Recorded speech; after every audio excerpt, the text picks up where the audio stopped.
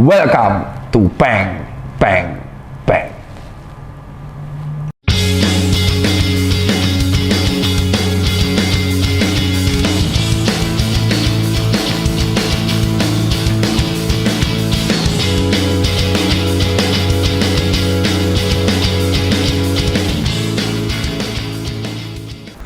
Yoi semua, kembali lagi bersama dengan Peng Peng Peng alias Tirta alias apapun kalian memanggil. Sekarang kita ganti fit out. Sekarang kita akan membahas. Di toko mana nih, Dong? Saya baru mau ngomong, jangan dipotong. Kau itulah. Masker kau pasang, jangan di dagu. Yang bener maskernya. Iya, ampun Pak. Padahal saya copot, kan ini ketentuan.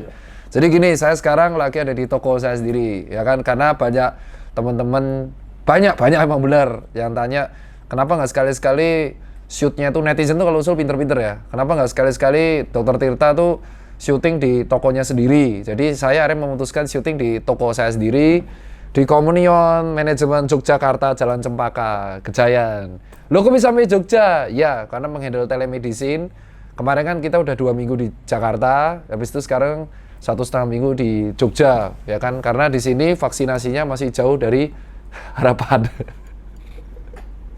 Bukan ketawain. Jadi pada topik kali ini kita akan membahas mengenai serba-serbi vaksin. Wow. Oke, bosku. Jadi yang pertama kali adalah kita akan membahas apa itu vaksin. Karena sebenarnya ini adalah topik yang sudah dijelaskan dari Oktober 2020, Januari 2021, Maret. Saya ingat banget nih konten-konten saya, mungkin Jonathan bisa dicari konten saya atau berita media yang isinya saya tentang vaksin. Penuh fit outnya tentang media-media saya ngomong tentang vaksin banyak. Cuman masih ada pertanyaan yang sama di telemedicine. Seperti kita tahu, saya membuka telemedicine itu sebenarnya sudah sejak lama. Cuman announce-nya akhirnya di-announce sama Rumah Sakit Kartika Pulau Mas. Thank you, Rumah Sakit Kartika Pulau Mas yang memfasilitasi telemedicine saya juga. Itu dari akhir Juli. Dan total ini udah hampir 11 hari. Rataan per hari itu adalah 800-an pasien. Per hari, Dong. Chat. Terbanyak itu tanggal sekitar 28 Juli. Jadi 2 hari sebelum ulang tahun itu 1.400 pasien. Ya, dan dari sini ternyata hampir semua pasien yang konsul ke saya itu menanyakan mengenai satu pertanyaannya. Pertanyaan pertama akan saya bahas nih. Pertanyaan pertama ya kan.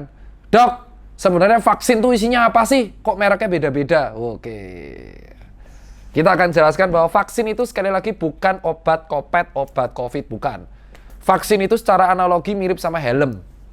Jadi kalau kita pakai helm nih, ya kan, itu tidak menghindarkan kita dari kecelakaan. Yang membuat kita terhindar dari kecelakaan adalah patuh aturan lalu lintas, attitude berkendara, dan berkendara tidak ugal-ugalan. Kalau kita amit-amit kecelakaan, helm ini berfungsi melindungi rongga kepala kita ini agar tidak kena yang namanya CKB alias cedera kepala berat. Ya, karena angka kematian karena kecelakaan itu nomor 4 sebelum ada COVID ya, itu 98 kematian per hari. Rataan karena kecelakaan. Di Indonesia, update dari teman-teman saya media yang statistik. Jadi vaksin ini ibaratnya melindungi kita, ibarat kayak helm. Amit-amit kalau kita kena COVID, kita itu nggak kena gejala berat. Jadi vaksin itu bukan obat. Lalu terus kenapa mereknya beda-beda? Ini yang kita akan bahas mengenai prosedur vaksin. Vaksin sendiri itu berasal dari bahasa kuno banget, ya kan? Awal mulanya adalah artinya apa vaksin? Sapi. Vaksin? Loh. Karena dulu penelitian vaksin dilakukan pertama kali di sapi. Gitu, makanya dinamain vaksin ya. Mungkin mereka harusnya cari nama yang lebih keren gitu loh. Nah, dari dulu kaum anti vaksin tuh ada. Dulu hoax yang disebarkan, hati-hati kalau pakai vaksin, kamu nanti bisa jadi kayak sapi. Konyol kan, tapi hoax itu dipercaya dulu banget. Jadi anti vaksin itu dari dulu ada. Makanya selalu tiap hari itu mereka update juga. Memberikan isu-isu yang membuat orang tuh akhirnya takut divaksin. Dan daripada kita bahas itu, kita akan bahas yang vaksin ini. Vaksin itu kan sebenarnya banyak ya. Tapi secara awam adalah dia memasukkan sebuah virus. Ada bakteri juga sih, tapi kita akan bahas yang virus itu bisa dilemahkan atau bisa diambil tangannya atau komponennya. Nah, sekarang kita akan bahas di virus. Ya. Virus, untuk yang bahas merek-merek. Virus itu sebenarnya adalah salah satu setengah hidup, setengah mati organisme yang tertua di dunia, jauh sebelum ada manusia. Jadi kita tahu bahwa manusia itu terkumpul dari sel manusia ya, sel-sel. Ada lagi sel kita itu DNA. Namanya DNA, inti gen dari sel yang menciri khas kayak Tirta rambutnya lurus, Tirta tuh matanya sipit, Tirta kulitnya putih itu ada di dalam gen dan itu di DNA. DNA orang tuh beda-beda. Ada lagi komponen sederhana RNA dan yang paling sederhana itu protein. Nah, virus itu dia tuh ibaratnya cuman kayak gini doang.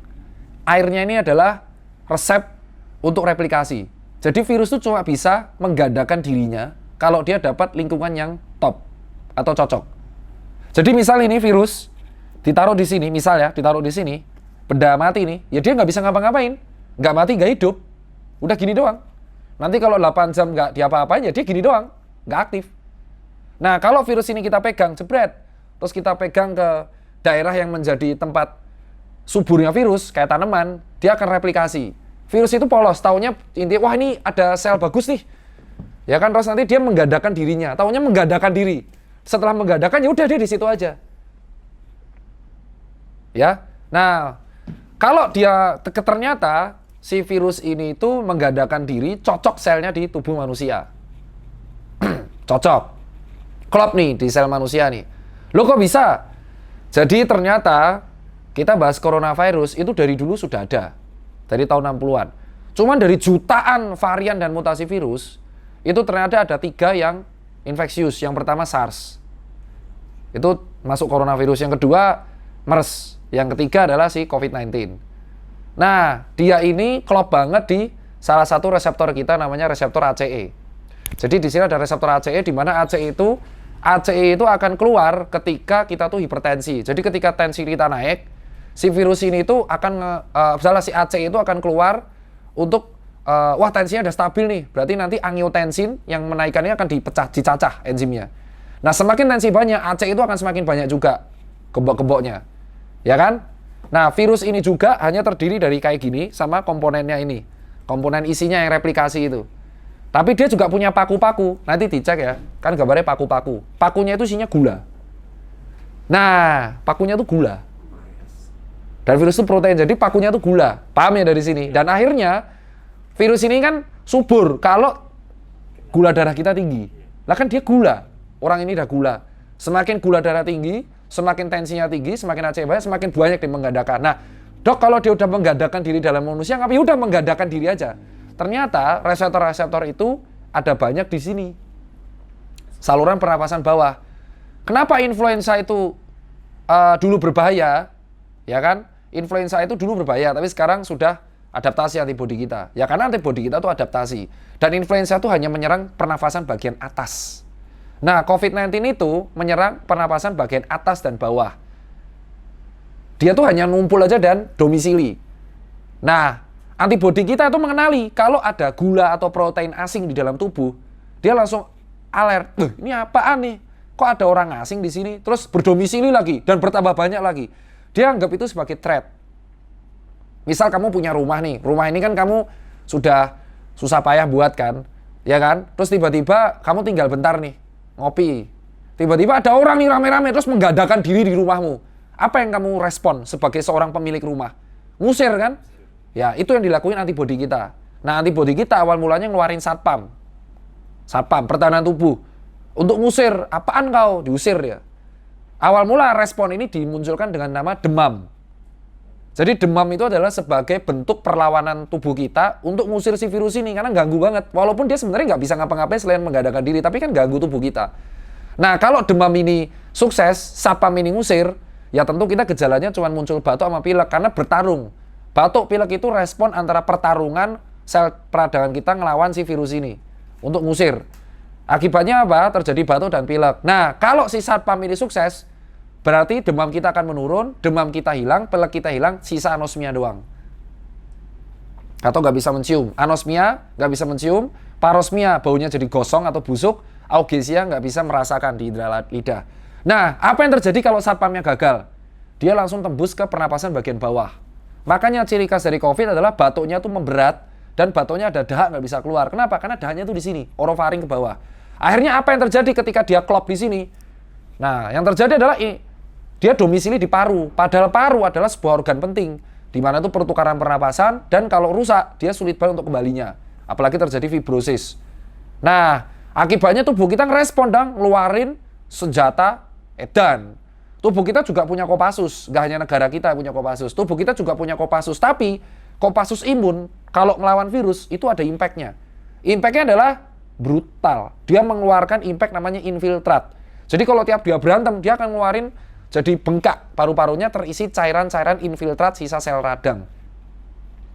Itulah kenapa orang yang imunnya rendah, harusnya kan orang yang imunnya seimbang, dia bisa, bukan kuat ya, imun seimbang tuh dia akan bisa ngeluarin si satpam-satpam imun. Bayangin kalau imunnya rendah, pada pasien-pasien dengan gejala apa imun rendah, autoimun, atau imun HIV AIDS, itu kan imunnya nggak stabil, bisa kuat banget, bisa rendah banget. Yang terjadi adalah, kok ada tukang bakso? Enggak. Ini gue parno nih. Lagi jelasin gini, ada tiba-tiba tukang bakso ya. Ini no. Tidak rekayasa, ini beneran dong. Nggak penting loh, saya memen tuh jarang ada bakso. Santai bang, gue cuma ngomong bang, nggak aneh-aneh kok bang. Nah ternyata kita sampai ke fase yang tentara ganas ini, ya kan? Yang terjadi adalah infiltrat. Akhirnya terjadi sel paru kita itu dihuni virus berantem sama sel ganas kita. Akibatnya apa? Sel kita, paru-paru kita terisi cairan infiltrat. Akibatnya kita berusaha dong untuk nafas yang harusnya paru-parunya 100% karena keisi cairan jadinya berkurang. Otomatis karena berkurang kita kompensasi. Kompensasinya kita kan mengencangkan nafas. Maka kondisi kritis COVID itu adalah kita nafasnya kencang di atas 24 kali per menit. Normalnya itu antara 12 sampai 24, 20 kali atau 16 sampai 24. Nah, paham ya sampai situ? Terlalu jauh nanti. Nah, vaksin ini gunanya adalah melatih tanding si satpam ini agar bisa ngusir virus, jangan sampai si tentara ganas ini yang keluar. Kalau sampai tentara ganas ini yang keluar, yang kerasa adalah long COVID. Kita jelasin nanti di part 2. Kenapa long COVID? Karena kan dia berantem di sini. Contoh, kamu nonton Avenger kan? Ada yang Battle of Ultron yang Sokovia. Itu kan cuma ngelawan satu Ultron, tapi Avenger menghancurkan satu kota. Ya kan? Warganya marah kan? Akhirnya melahirkan Baron Zemo. Marah. Nah, sama seperti paru. Ketika si tentara ganas ini, tentara super kita ngancurin virus, virusnya kalah. Akhirnya berhenti replikasi. Tapi yang terjadi, sel paru kita juga rusak.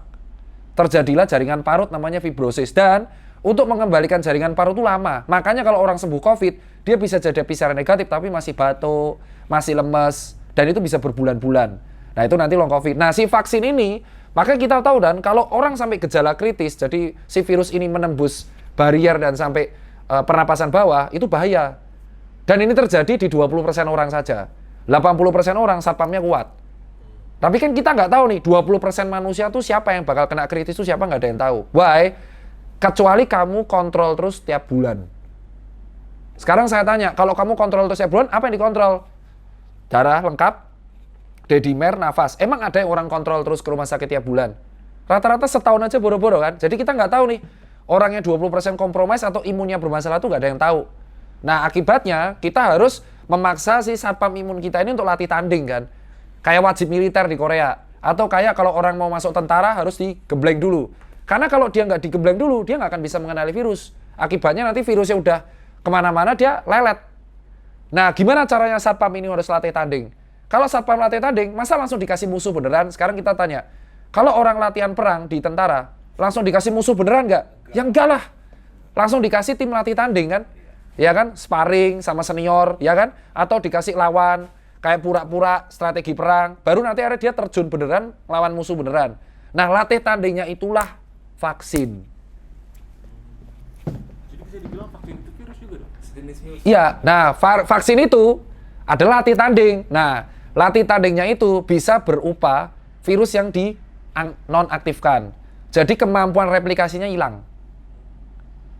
Lah kan cuma 0,5 mili. Kamu tahu virus itu ukurannya 0,15 mikron. Bayangin dalam satu cairan 0,5 mili vaksin itu yang divaksin ke kita, itu berapa virus inaktif yang masuk. Tapi kan inaktif, wis ra iso replikasi, jadi wis dihabisin. Masuk ke tubuh kita, contoh Sinovac kan. Masuk, antibodi kita akan respon. Siapa nih orang asing, ya kan? Ketika antibodi kita respon, kita akan memunculkan sebuah reaksi, namanya antibodi. Makanya kalau orang divaksin, ngecek serologi, dia akan di atas normal. Dan itu akan menjadi memori. Nah, yang penting vaksinnya adalah, vaksin ini melatih tanding imun kita, sehingga nanti dia menghafal. Nanti kalau ada musuh kayak gini, hafal. Kayak tentara dan polisi. Nanti kalau ada musuh kayak gini, mereka hafal. Ya kan? Itu maksudnya. Jadi langsung hafal, wah ini kayaknya musuhnya nih, seperti latih tanding kita. Nah, vaksin itu tujuannya itu. Nah, selain virus inaktif, ada juga yang diambil komponen kecilnya. Mungkin tangannya atau kaki. Virus tuh nggak punya kaki tangan, tapi ibarat mungkin diambil protein gula yang ini, diambil garis yang ini, diambil ininya. Itu contoh AstraZeneca, Pfizer, dan Moderna. Diambil komponen kecilnya, dimasukkan ke tubuh. Sehingga nanti sama hasilnya. Nah, cuman perbedaannya, kenapa kok yang pakai Astra dan Moderna sering demam sama Pfizer? Karena yang diambil ini adalah komponen dari virus. Dan ini belum tentu hidup. Komponen. Jadi reaksinya akan semakin menggila tubuh kita. Antibodi keluar lebih banyak. Tapi hasilnya sama aja. Itu vaksin. Lah dok, apa bedanya sama orang yang positif COVID? Nah, kalau orang positif COVID, terinfeksi COVID, itu respon imunnya kan beda-beda. Ada yang OTG, ya kan? Dia tanpa gejala menjadi super spreader. Dan itu hanya di COVID-19. Nanti aku jelasin lagi. Ada yang gejala ringan, yang satpam virus. Satpam yang ngusir virus itu keluar, ada yang sampai gejala sedang dan berat, yang sampai tentara virus yang keluar. Menurutmu mana nih antibodi yang paling tinggi? Yang tentara virus. Tepat. Tentara virus keluar, itu keluar bener-bener, apalagi yang dapat plasma konvalesen, tentaranya ekstrim bro. Tapi sayangnya dia tidak bisa menghafal. Karena kan bukan dihafalin, langsung diincer kan. Dia nggak bisa menghafal. Maka impunnya itu akan tinggi, tapi diduga akut. Diduga. Ya. Sumbernya dari dijelasin jurnal ada di Instagram Dr. Ning, Prof. Tejo, dan Dr. Adam, Dr. Fajri udah jelasin nih sumber-sumbernya. Jadi yang gejala sedang berat ini memang imunnya tinggi, tapi ada dugaan memorinya rendah. Maka, dan yang gejala yang tinggi aja kayak gitu, apalagi yang gejala ringan. Yang gejala ringan cuma satpam doang. Bisa aja nanti dia kena reinfeksi. Maka diharapkan dengan adanya vaksin ini, dilatih tanding. Makanya dapat 2 dosis. Dosis pertama latih tanding part 1, dosis kedua latih tanding part 2. Sehingga nanti dia bukan hanya ngerti, tapi menghafal dan jadi imun memori. Jadi sehingga kalau kita kena COVID lagi, kita nggak sampai gejala yang berat. Apakah infeksi yang natural itu efektif? Efektif, tapi semua 80% warga kita harus terinfeksi. Itu cara murah. Cara murah mengakhiri pandemi, ya ini tolong dikasih menit nanti. Cara murah ngasih pandemi, itu nggak pakai vaksin, tapi semua negara dibuka biar terpapar. Tapi tega nggak kamu melihat 20% orang di sini mati? Enggak. Tega nggak? Tega nggak kita lihat orang-orang kayak Daniel kan obesitas. Bisa loh mati, 7 kali lebih kemungkinan mati kan? Ampun dok. Kalau cara murah. Dan itu kalau vaskesnya cukup. Kalau cara murah ini dipakai, yang caranya siapa itu yang bilang kemarin, hilangkan tesnya, hilangkan maskernya, oke, cara murah dipakai. Ada yang menjamin kalau 20% yang berat ini ditangani vaskes semua. Kalau Jakarta saya masih pegang bisa. Tapi kalau luar Jawa, atau Cilacap rumah sakitnya cuma 1 RSUD-nya atau ada pertanian Cilacap, akibatnya kalau terjadi masif nih 20% rumah sakit, akan ada potensi orang meninggal yang non-COVID. Tiap hari ada kematian 1.600 karena penyakit jantung. Kalau semua ruangan pasien, rumah sakit terpakai untuk COVID, berapa orang-orang yang sakit jantung tuh ditangani kemana? Di lapangan gitu. Nggak bisa kan? Maka kita pakai cara kedua. Jadi kita melatih antibodi kita, latih tanding.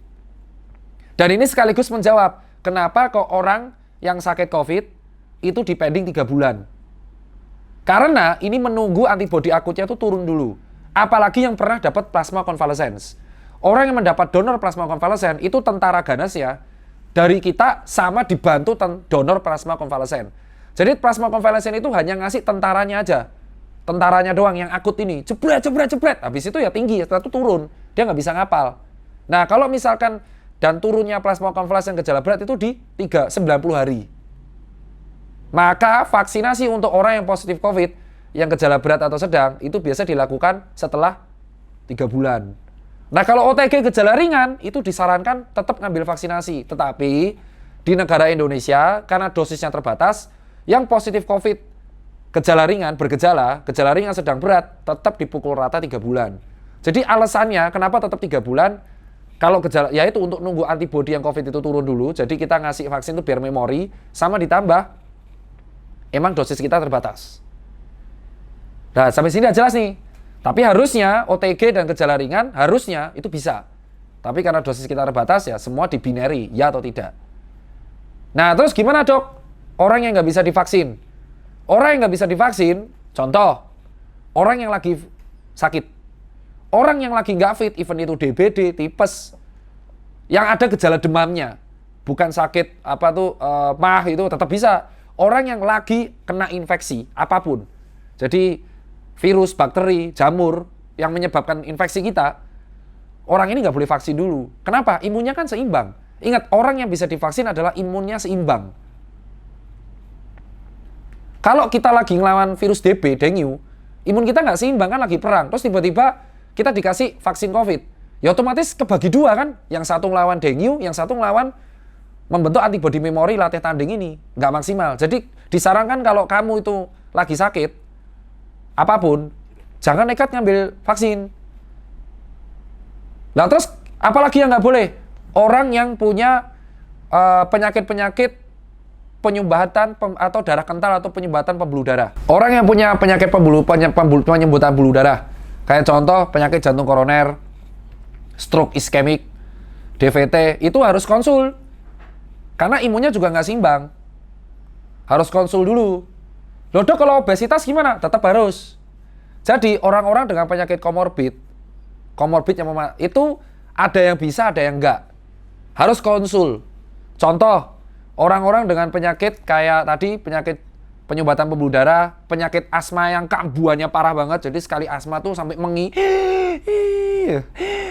Ya, mengi gitu pas aspirasi menghembuskan nafas.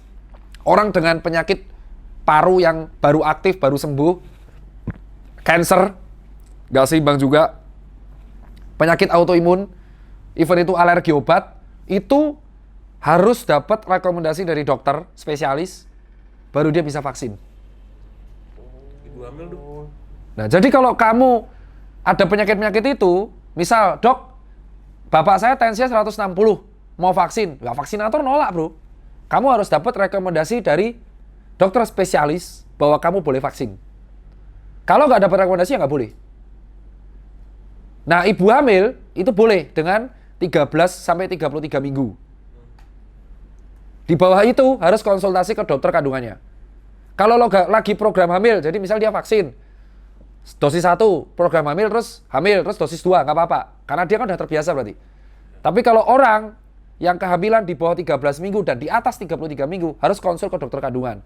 Tapi kalau 13 sampai 33 minggu, antara itu boleh. Karena efektif untuk melindungi ibu-ibu hamil. Ibu menyusui, boleh. Orang lagi mens, boleh. GERD yang sangat parah, harus konsul ke penyakit dalam. Nah, ketika vaksin ini pun, bahkan ketika kamu begadang atau kurang makan, bisa pingsan kau. Karena ingat, imun harus seimbang. Apalagi kalau orang susah tidur, kita kan yang bahas kemarin begadang, imunnya nggak seimbang. Paham ya? Nah, sekarang vaksinasi itu, kan harusnya di wabah itu semua orang 80% divaksinasi. Tapi kita tahu bahwa ada orang-orang tadi yang nggak bisa atau belum bisa divaksinasi. Ya kan? Sehingga dosisnya harus merata dulu. Nah, di Indonesia agak aneh. Indonesia itu membuat kebijakannya dulu, yaitu sertifikasi vaksin untuk syarat penerbangan jalur darat dan jalur laut. Yang terjadi adalah manusia jadi rebutan dosis vaksin ini. Padahal orang yang divaksin itu masih bisa tertular. Dan antibodi dari vaksin, latih tanding, kau kira 1 hari 2 hari muncul? Enggak. Antibodi dari vaksin itu baru muncul setelah 1 atau 2 bulan dari dosis kedua. Iya. Jadi menggunakan syarat vaksinasi untuk keberangkatan, strategi ini bagus kalau dilaksanakan di negara yang dosisnya lengkap. Dosisnya banyak. Contoh Inggris. Mas Arman Maulana ada cerita. Ketika dia turun dari bandara, itu ditanya, have you been vaccinated or not? Kalau lo belum vaksin, lo di Inggris langsung divaksinasi di tempat. Dan ini juga dilakukan oleh temanku, Jimmy Sneakerhead, itu dia kapal pesiar. Dia di Inggris divaksinasi Johnson & Johnson, one shot only. Ditanya, dan langsung datanya nggak pakai fotokopi KTP kayak sini, langsung digital. Enak toh? Jadi kalau di luar negeri, apa-apa pakai sertifikat vaksin, tapi dosisnya lengkap. Di Amerika tambah, apa-apa sertifikat vaksin, dan sudah copot masker. Tapi di minimarketnya Amerika Serikat itu vaksin ada dan semua merek ada. Dan kamu bisa milih. Lah di Indonesia itu dosisnya tidak mencukupi bro. Akibatnya apa? Akibatnya orang-orang rebutan dong. Benar nggak? Karena kan sertifikat ini menjadi sebuah kewajiban. Sementara Kemenkes masih empot-empotan untuk menyediakan dosis di seluruh Indonesia. Akibatnya akan ada orang yang nggak kebagian padahal dia bisa divaksin. Lalu dibuatlah kebijakan vaksin massal. Kamu tahu cerita selanjutnya, setiap vaksinasi massal karena ada syarat, meledak antriannya. Ketika ada antrian banyak, bisa ketularan COVID nggak? Nah, that's it bro. Itulah poin kenapa vaksinasi massal itu sebenarnya sangat bagus, tapi beresiko. Kalau antriannya tidak bisa dikontrol. Karena dia bisa aja bawa vaksin sekaligus virusnya. Contoh, kamu kalau udah vaksin, Daniel udah, temanku udah kan, udah vaksin semua. Kamu tahu kan, gesernya tuh geser kursi. Kalau dia megang kursi di sini, dan ternyata itu OTG, yang megang kursi itu kalau megang hidung semua ketularan nggak? That's it, bos. Itulah minusnya dari vaksin yang dosisnya terbatas, tapi menjadi adalah diwajibkan dengan sertifikasi. Makanya Dr. Siti Nadia, jubir Menkes, bisa dicek beritanya Jonathan, dicatat ini. Ya, Dr. Siti Nadia pernah komen bahwa tidak seharusnya sertifikat vaksin menjadi kewajiban administrasi. Kenapa? Karena dosis kita belum cukup. Dari statistik yang aku share di Instagram, dibuat oleh Sadar Sehat, oleh Dr. Fani dan suaminya, nomor 1 yang persentasenya paling cepat itu masih Jakarta, dosis 1. Nomor 2 Bali, nomor 3 Kepri. Tapi kalau dari jumlah, Jawa Timur, Jawa Tengah, Jawa Barat itu tertinggi. Tapi kan karena warganya banyak. Itu baru Jawa. Belum Sumatera, belum Kalimantan, Sulawesi, Maluku, NTT, NTB, bahkan Papua. Nggak semua orang belum mendapat dosis. Jadi, kebijakan sertifikat vaksin ini akan efektif kalau dosis sudah merata di seluruh daerah di Indonesia. Ketika warga kita masih kesusahan mendapatkan dosis ini, maka akan timbul potensi kekeosan dari data. Nah, ini berkuat lagi. Serba-serbi vaksinasi minusnya itu adalah kita vaksinasi di Jakarta tuh enak. Cuman KTP, beres. Tapi kalau di luar Jakarta, itu harus bawa KTP, fotokopi KTP, dan fotokopi surat domisili. Banyak. Kalau dia bersin, nular nggak lewat berkas? Nular. Nah itu yang lucu. KTP tapi di fotokopi. Akhirnya per kemarin Kemenkes ada klarifikasi, semua orang yang NIK-nya belum punya NIK masih bisa vaksinasi. Baru hari ini direvisi karena banyak daerah di Indonesia yang syarat NIK-nya itu ribet banget. Harus ini berkas. Bahkan bisa daftar peduli lindungi. Banyak orang ngeluh di telemedicine-ku yang 800 orang per hari tadi, itu sudah daftar peduli lindungi, belum dipanggil. Ada yang sertifikatnya nggak keluar. Akhirnya orang panik, karena apa-apa harus sertifikat. Kemarin, salah satu mall gede di Indonesia, di Jakarta Selatan, PIM, sempat membuat kebijakan yang masuk pengunjung harus vaksinasi. Akhirnya kebijakan itu direvisi pas sore. Kenapa? Karena Kemenkes yang bilang, dosis kita belum cukup, dan banyak orang yang sertifikatnya belum keluar. Maka, kesimpulannya adalah, vaksinasi memang sebaiknya didapatkan oleh seluruh rakyat Indonesia. Tetapi, harus memenuhi syarat sehat secara fisik, 3 bulan bebas COVID, kecuali OTG dan ringan. Ya, kalau untuk yang sembuh, mendapatkan rekomendasi dari dokter spesialis kalau dia ada komorbid. Terus habis itu membawa surat-surat yang dilengkapi. Harusnya cukup KTP aja, seperti Inggris atau Amerika. Ya. Dan buat orang yang takut divaksin, ya wes, kita nakes tuh nggak pernah maksa. Jadi kita clearin, tenaga kesehatan nggak pernah maksa orang itu untuk vaksin. Kita nganjurin. Kalau takut ya wes, tunggu kamu siap. Tapi kalau kamu takut, tolong jangan menakut-nakuti sesama. Karena kami pun tidak pernah maksa kamu untuk vaksin. Dan pastikan kamu tuh harus sehat. Nah di sini masukan buat Kemenhub. Kementerian Perhubungan harusnya mengevaluasi kebijakan sertifikat vaksin ini. Selama peduli lindungi masih banyak yang ngadat sertifikatnya, dan selama Kemenkes belum bisa meratakan dosis dari Sabang sampai Merauke, kebijakan sertifikat vaksin sebagai syarat penerbangan itu harus dievaluasi. Cukup swab antigen dan PCR, itu nggak apa-apa. Karena vaksin sendiri tidak mencegah penularan. Kalau Anda mewajibkan vaksin, setiap yang isi bensin sana wajib vaksin, nah itu lebih seru. Ingat, kalau Anda mewajibkan seseorang, Anda harus menjamin dosis dan keamanannya. Keamanan di sini adalah kita punya KIPI. Jadi kalau ada orang kena KIPI, dok ada yang KIPI dok, vaksin ada. Demam, KIPI itu ada banyak, ada demam, ada ruam. Dan kita ada manajemennya. Ada departemen KIPI, kejadian ikutan pasca imunisasi. Jadi kalau ada orang yang kena efek samping setelah vaksin, itu harus lapor ke KIPI agar mendapatkan penanganan kesehatan secepat-cepatnya. Misal dia alergi, terus ruam. Nah, itu harus di-manage oleh negara kita. Itu vaksinasi. Jadi, semakin besar jumlah penduduknya, maka semakin besar potensi KIPI-nya. Demam, ruam, gatal-gatal, tapi itu nggak masalah. Selama ada orang-orang di KIPI yang akan menanggung mereka. Itu dari saya. Dan kalau ada orang, vaksin itu tidak bisa membuat PCR positif. Karena ingat, yang bisa membuat PCR positif adalah virus yang replikasi. Virus nggak bisa replikasi, nggak bisa membuat PCR positif. Apalagi virus inaktif. Apalagi komponen tangannya virus doang. Dan ini buat kawan-kawan. Jadi kalau dia positif habis vaksin, berarti dia bisa ketularan ketika menuju tempat vaksinnya. Ketularan dari tempat duduknya. Ketularan dari tempat motornya. Bisa. Karena ingat, ketika kita vaksin, imun kita seimbang. Bayangin dia dapat virus COVID, habis itu divaksin yang virus inaktif. Otomatis imun kita jadi nggak seimbang. Akhirnya virus COVID-nya yang udah terpapar, jadi bisa replikasi. Maka pastikan, kalau sudah ada kerumunan, kau mundur aja. Nah terus gimana dok kalau saya nggak bisa divaksin? Ingat, virus ini suka gula. Dan virus ini suka banget tensi yang tinggi. So, buat tubuhmu tidak disukai virus. Dengan cara diet rendah karbo. Loh, nasi? Iya, karena ketika kita WFH, kita makan nasi, nasi yang diolah akan menjadi cadangan energi. Akhirnya jadi gula darah. Ada insulin kan? Jadi, gantilah karbo dengan zat-zat yang mengandung energi yang tidak perlu dicadangkan. Contoh, kentang, gandum, jagung, beras merah, jamur. Jadi virus begitu masuk, kayak Om Deddy, apaan itu Bu? Gak ada gulanya. Dan ingat, Kemenkes menganjurkan asupan gula itu harusnya sehari maksimal 1,5 sendok makan.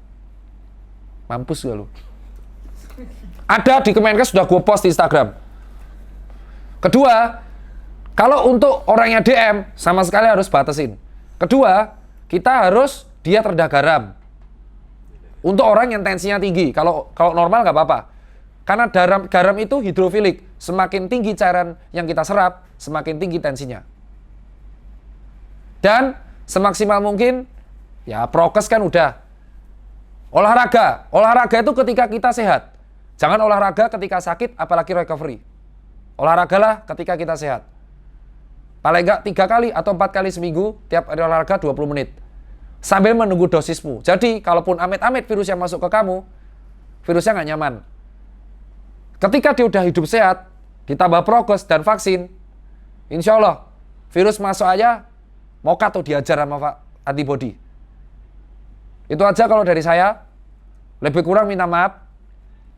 Buat kalian yang nonton, semoga tercerahkan dan ingat, vaksinlah ketika kalian siap. Ya. Kalau kalian masih takut, tanya ke orang yang ahli. Kita akan menjawab. Saya pun membuka telemedicine saya gratis. Cek Instagram Tukutu, ada nomor saya di situ. Itu aja dari saya. Lebih kurang saya minta maaf. Selamat buat warga Jakarta dan warga Bali. Vaksin kalian udah mencapai lebih dari 75% untuk dosis pertama. Dan kepri juga. Dan untuk Yogyakarta, tolong, 3,7 juta penduduk yang vaksin baru sepertiganya. Harusnya dia lebih gede daripada Bali dan Jakarta. Jadi Jogja, tolong tingkatkan vaksinasinya. Itu alasan saya di Jogja. Sukseskan vaksinasi dan berantas COVID dari Indonesia. Sebenarnya nggak bisa diberantas sih. Kontrol COVID di Indonesia. Lebih kurang, saya minta maaf. Merdeka. Merdeka. Merdeka. Merdeka.